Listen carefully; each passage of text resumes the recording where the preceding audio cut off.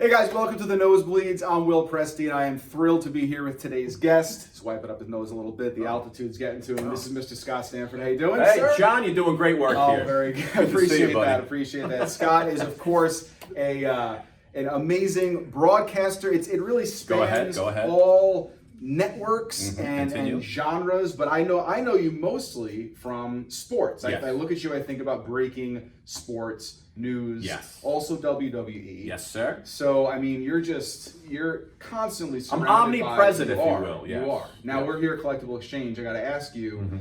You know, we have sports, entertainment collectibles. Do you collect? Did you collect growing up? You know what? When I was a kid, I collected baseballs. Okay. You know, I always went to the games with my mitt. Always went to Shea Stadium trying to catch those foul balls. Nothing ever came my way. No. Never, ever came near me.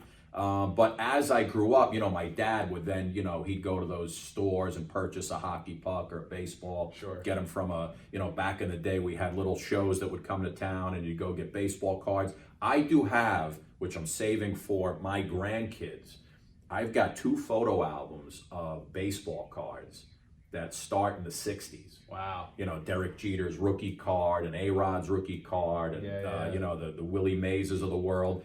They're all nicely kept in the book. I don't know if they'll be worth anything one day, but I figure That's another your grandchild. Another 100 So years, you're maybe gonna skip your kids. no and kids. Give it to the to the Screw my grandkids. kids. I Right. give it to the grandkids. Exactly. Little incentive. Now you're a Mets fan. I grew up You a grew up a Mets fan. I grew up a big Mets. So we were talking about this before. As a sports anchor, broadcaster. I mean, is it hard? Do you have to conceal your fandom? Conceal, don't feel, don't let them know. Scott, let it go. Let it go. No, well, here's what happens, Will. Growing up, I was a big Met fan. I would sit there try and get Strawberry and Gooden's autograph. Sure. I've got an amazing picture of the back of my head getting their autograph when they first came to the Mets. I think they were both 19, 20 years old, right? Before the phenomenon really took even off. before it took off. But as you do this job of local sports anchor and you're in the clubhouses, you're in the locker rooms all the time, and you see these guys all the time. Right. And you understand that these athletes live in a world that we'll never know. You will never know about this world where you're making millions of dollars a year, you're pampered with everything you do, and it's just, you know, you can understand why these guys get frustrated sometimes. But again, once you're in the clubhouses and you're around all the teams, you start to I started to not have a favorite anymore. It was all about, okay, the Mets are playing the Padres. I hope there's great highlights in this game, so I have a good broadcast. Right. I didn't care who won or who lost. No hatred. No Deep down hatred. for the Yankees or the Phillies or the Braves. I am rival. so objective right now, Right. it doesn't even matter. To me, it was always, boy, I hope all the New York teams do well. Yes. Because then that gives us more work, and we'll travel to, wherever the World Series is. I covered so many Yankee World Series and Yankee playoffs, and in Houston, you cheating, you know what. He holds back. But it just it turns really into a job. And when you know you have to be on the air by 10 o'clock or 6 o'clock, you go into the clubhouse, okay, I'm going to get Jeter, A-Rod, I got to get out of here and get on the air. Yeah.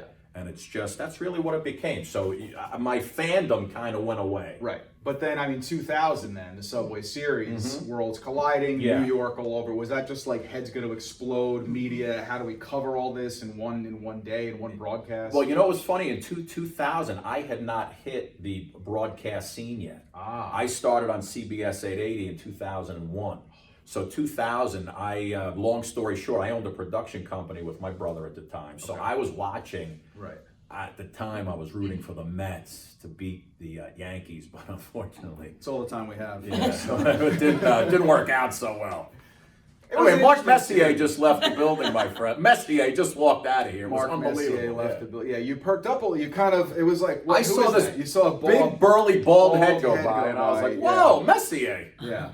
This place is unbelievable. Who did you have a singular icon growing up that you looked up to more than anybody else? Was there someone, sports or not? Can I go WWE? Yeah, absolutely. I grew up, I always wanted to be Mean Gene Okerlund. Mean Gene. Mean Gene. Wow. I used to walk around my house. Hulk Hogan, come on in. And you kind of are now because I you work got for the to play What is that it that you do at WWE? Tell us about I've this. been there for 10 years. 10 I've years. traveled the entire country with WWE. Right. Now I do all the studio shows. Right. You're the out of Intercontinental Champion. I'm the too, Intercontinental 24/7 champ, 24 Intercontinental. Yes. People can bust in here at any moment. I'm on in 37 countries around the world. Talk about the 24/7 champ for a second. Okay, Because go I ahead. told my dad about this recently, and he thought that it was, because we grew up like watching wrestling together, he thought this was the greatest idea in the world. Tell us It's very about this. entertaining.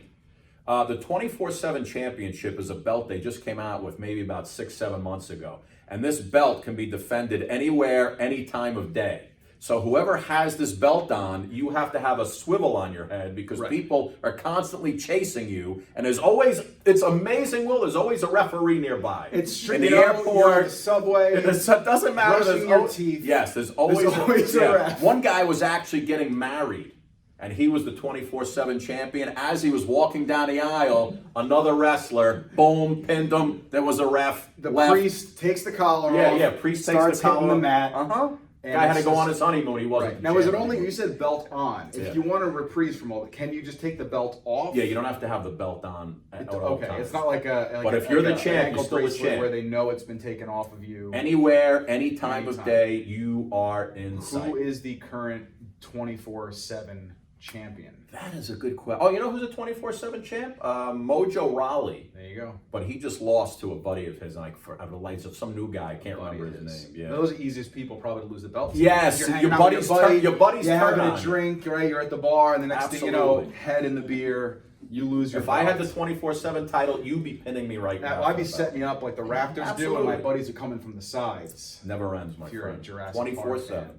Now let me ask you this: what would your dream collectible be? Not necessarily sports. It could be Anything. It could be a Beatles signed guitar. It could be a Babe Ruth baseball. What if you could have one piece up on the mantle?